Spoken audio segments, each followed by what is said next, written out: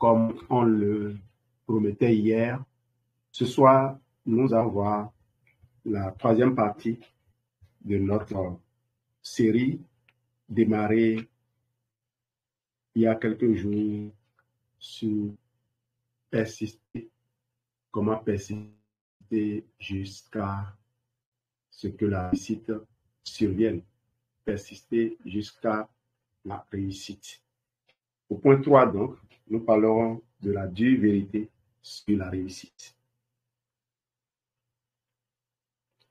Je veux que vous vous voyez comme une de ces personnes qui veulent et qui vont sûrement devenir un leader.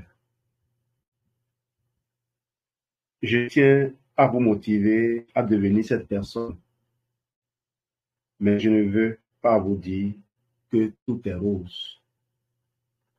Ce n'est pas le cas. Les points suivants ne sont pas les points les plus positifs de cette formation, mais je sais par expérience qu'ils sont nécessaires. Point 1. Vérité 1. Vous ne vous habituerez jamais au rejet. Vous ne vous habituerez jamais au rejet. Lorsque j'ai découvert le marketing de réseau, je pensais que puisque je peux voir la beauté de ce business, tout le monde le verrait immédiatement. Faux. Bien sûr, beaucoup de gens pensaient que j'étais fou et ils ne voulaient pas être dérangés avec cette histoire. J'étais réellement et tellement sûr d'avoir raison que je ne m'étais pas préparé à l'impact que le rejet pouvait avoir, un impact terrible. Je ne m'étais pas préparé à voir le visage des gens qui disent « Je ne te crois pas. Tu veux vendre de l'aloès, tu veux vendre dentifrice. Tu ne sais même pas vendre. Tu as fait une école de commerce. Tu veux vendre des produits de santé. Est-ce que tu es médecin? C'est une arnaque, ton truc. Tu ne gagnerais jamais rien. Tu vas seulement perdre ton temps et ton argent. Tu n'arriveras jamais. C'est trop compliqué. Des tas de gens avant toi l'ont essayé. Voici ce que l'on ne vous a jamais dit.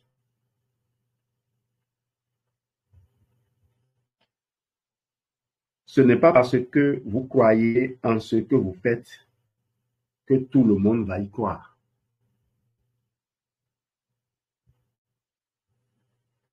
Tout le monde n'est pas comme vous. Certaines personnes sont plus intelligentes et tout un tas de personnes sont bêtes. Même si vous savez que vous avez raison, ne vous attendez pas à ce que tout le monde vous rejoigne. Tout le monde prenne en marche. Lorsque vous faites face à un rejet, rappelez-vous, tous ceux qui croient en vous et écoutez une petite voix intérieure qui dit « Je sais que je suis bon et rien ne peut m'empêcher de réussir. » Continuez toujours à avancer. À ce sujet, Geneviève et moi, nous avons organisé une causerie santé VIP à la maison où on a invité 5 personnalités.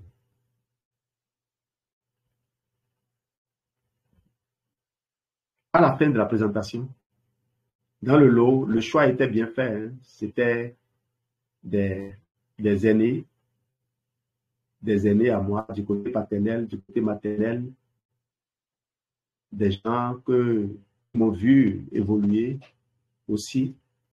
Et puis, des gens qui m'ont adopté, des gens que tu allais voir, à qui je pouvais proposer d'utiliser les produits et qui m'avaient adopté et qui me conseillaient. Donc, à la fin, non, ils ne me conseillent même pas. C'est après la présentation, justement, que celui qui le plus m'a encouragé est devenu un de mes plus grands conseillers. À la fin, tous les aînés proches de la famille, ils ont, ils ont tenu leurs propos qu'ils devaient tenir, mais rien dans le sens de ce que moi j'espérais. J'espérais des achats, j'espérais de l'encouragement, j'espérais des recommandations. Quand je l'accompagnais donc, le dernier des invités, celui qui était resté le plus, quand je l'accompagnais, voici ce qu'il me dit, Jean-Louis. Non, c'est pas quand je l'accompagnais, ils sont tous partis au même moment. Et un autre jour, l'un d'eux est venu, il allait au sport et il est passé par là et m'a demandé si j'étais libre, qu'il s'en allait faire la marche. J'ai compris que c'était une invitation à le suivre et j'ai mis mon shot et je l'ai suivi. Donc, au cours de notre balade, il m'a raconté un peu quel est son parcours, comment il a créé son entreprise, quelles sont les difficultés qu'il a rencontrées. Et au-delà de tout, il m'a dit ceci, Jean-Louis, prends soin de ton épouse, concentre-toi sur ton business et fonce. J'avoue que j'ai eu de la chance d'avoir rencontré ce monsieur, d'avoir initié cette rencontre. Je peux dire, ça fait 1/3. 1/5, je vais dire. De tout ce que, toutes les personnes que j'ai invitées, Dieu a voulu que cette personne-là soit là pour me dire, pense. Et une autre fois, ce monsieur est encore venu, il m'a fait sortir pour l'autre tour. Et j'avoue que, vous comprenez bien, l'intention n'était pas juste que je l'accompagne faire son sport. Il a toujours l'habitude de faire son sport seul. Il a de partager. Et au cours de nos échanges, c'est lui qui, pour la première fois, m'a dit, mais toi, tu es du domaine de la santé. J'ai dit, waouh, je n'osais pas me présenter comme étant quelqu'un du domaine de la santé. Ça fait déjà plus de 10 ans que j'étais forêt. J'avais déjà écrit ce livre, La nutrition, mais je n'ai jamais pu penser que le travail que nous faisions, on pouvait avoir l'audace de nous présenter comme étant des gens du domaine de... Lui, il est du domaine de la santé. Il a une entreprise bien cotée de la santé.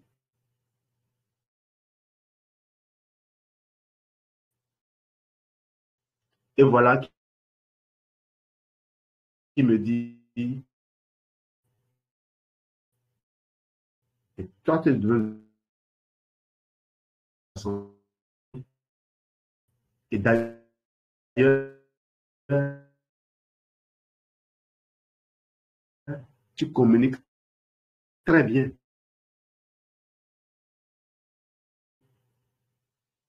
Comme vous dites, vous allez,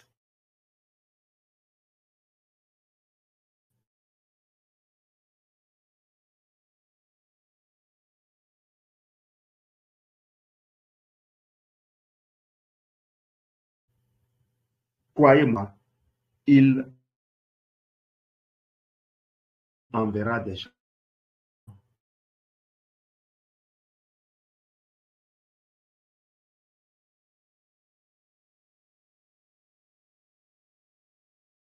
Je sais pas. Hein. Vous êtes là? On n'entend plus rien.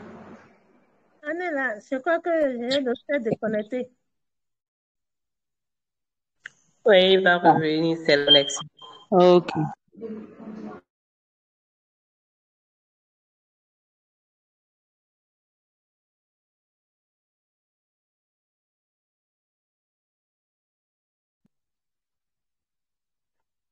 Mais vraiment, tu vas me donner le secret de tomber malade et de faire un chiffre d'affaires. Hein? Ma soeur, faut pas provoquer. Je t'ai déjà dit ça là, c'est la grâce de Dieu. Hein. Je n'ai rien compris moi-même. Non, Je cours partout, je ne trouve pas. c'est quand tu es tranquille là que ça vient. Franchement, moi-même, je ne comprends pas. Je n'ai pas compris. Hein. Peut-être que donner du fruit. je n'ai pas compris ça. Dieu a voulu peut-être me faire un petit cadeau, c'est tout. Hein. Sinon, moi-même. Hein? Moi, j'ai compris. Ah, toi, ah, c'est bien. Moi, parce que moi-même, là, je n'ai pas compris. Je cherche à comprendre. C'est juste Excusez-moi, quand tu es bon, tu es bon. Allô?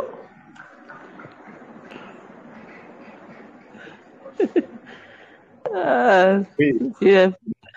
Alors, écoutez ce que vous dites, va sur l'enregistrement.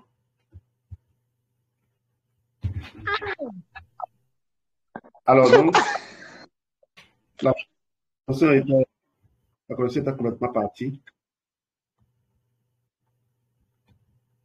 C'est bon? Est-ce que vous m'entendez? Oui.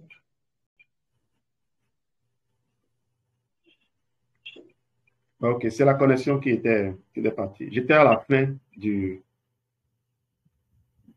premier point. Le point 2. Bâtir des fondations solides vous prendra du temps, de l'énergie et de l'argent. Bâtir des fondations solides vous prendra du temps, de l'énergie et de l'argent. On vous l'a certainement caché et c'est bien de l'entendre. Pendant vos premiers mois, vous devez apprendre des choses nouvelles. Vous allez peut-être maladroitement à l'action. Vous n'aurez pas beaucoup de résultats. Ça sera de l'argent et peut-être que vous ne gagnerez aucune commission. Et c'est normal. Aucun bonus. Et c'est normal. Je suis passé par là. Vous y êtes déjà passé et vous allez certainement y repasser. Ne pas gagner d'argent pendant 2 ou 3 mois et surtout en dépenser est quelque chose de tout à fait normal. Vous devez le savoir et l'accepter.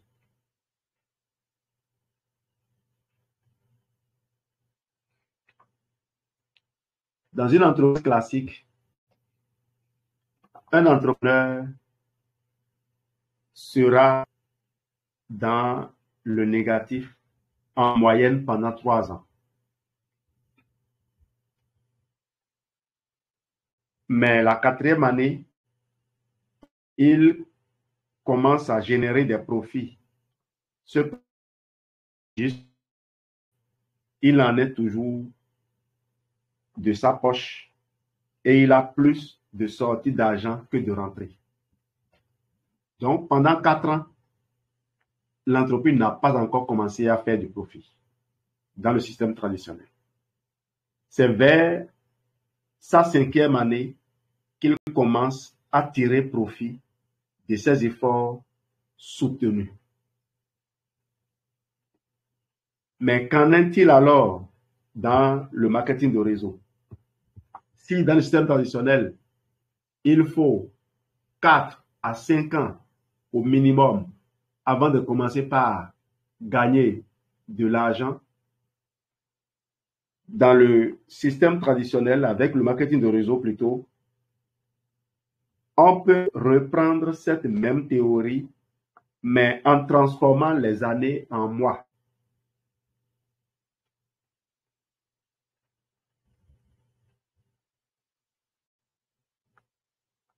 Pendant vos 3 premiers mois, vous allez devoir sortir de l'argent pour développer et maîtriser de nouvelles compétences. Vous allez devoir sortir de l'argent pour développer et maîtriser de nouvelles compétences. Vous allez travailler dur sur vous-même pour augmenter votre valeur personnelle et apprendre à communiquer. Remarquez que ici, chez nous, à l'ESR, ce que vous avez à dépenser l'argent, c'est pour acheter des livres. Vous n'allez pas payer pour suivre le séminaire.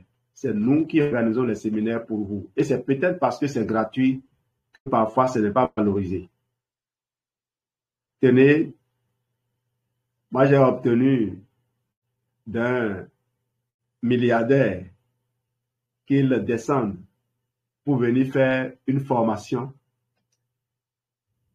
Et il faut encore négocier avec les personnes ciblées pour qu'elles se rendent disponibles pour venir suivre une formation. Vous voyez comme c'est ça le véritable drame du marketing de réseau. Des cadeaux qui sont offerts et dont on n'apprécie pas la valeur. Ailleurs, les gens vont payer très cher pour avoir juste quelques minutes. Encore si c'est qui accepte faire du coaching. Vers votre 4e mois, les premiers résultats devraient pointer leur nez.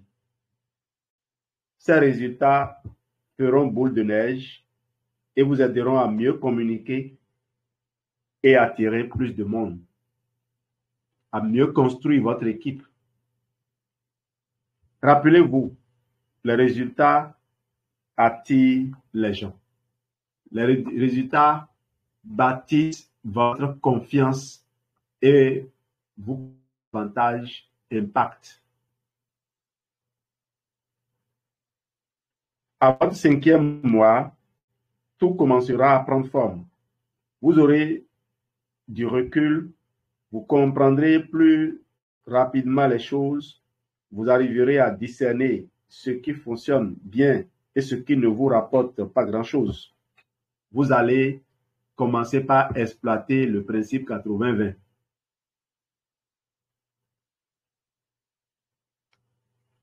Vous grandirez vite et vous continuerez à fournir des efforts pour optimiser vos acquis, votre communication. Vous vous positionnerez mieux en tant que personne de référence, en tant que leader. Après 1 an d'efforts soutenus, vos résultats seront solides. Vous maîtriserez parfaitement 1 ou 2 compétences. Vous serez un aigle, un eagle manager,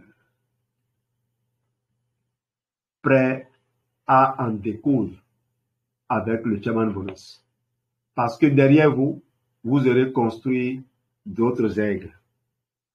Votre groupe grandira de plus en plus et vos commissions vont dépasser les 2 000 euros, les 3 000 euros, puis les 5 000 euros et cela continuera à monter. Rappel important.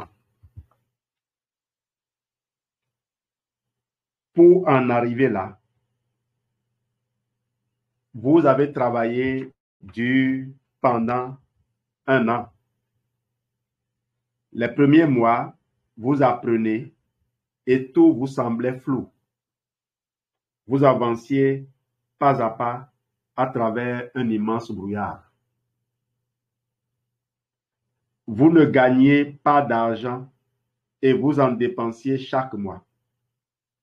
Vous étiez convaincu et vous saviez que quelques mois à ce rythme suffisaient pour obtenir les résultats dont vous rêviez. Il faut d'abord en être convaincu et continuer à agir.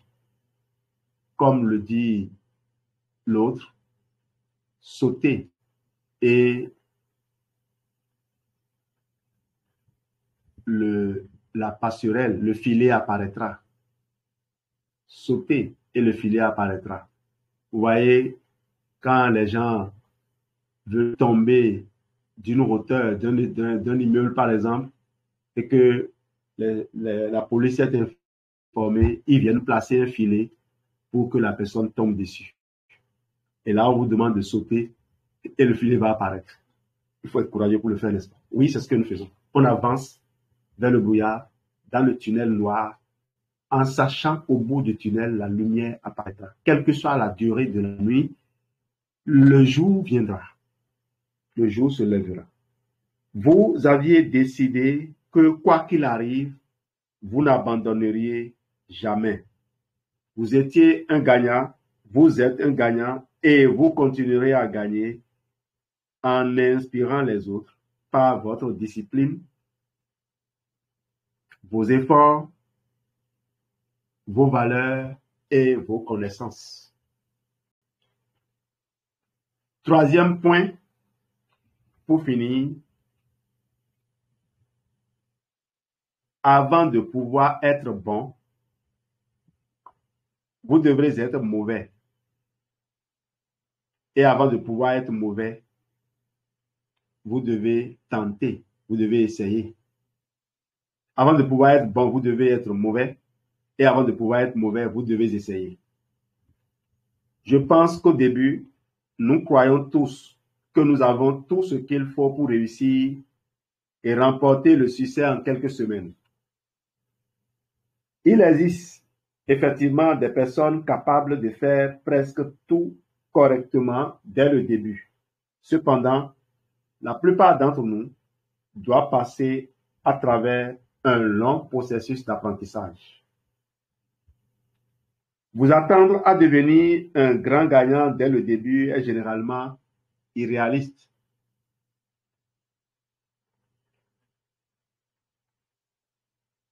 Rappel,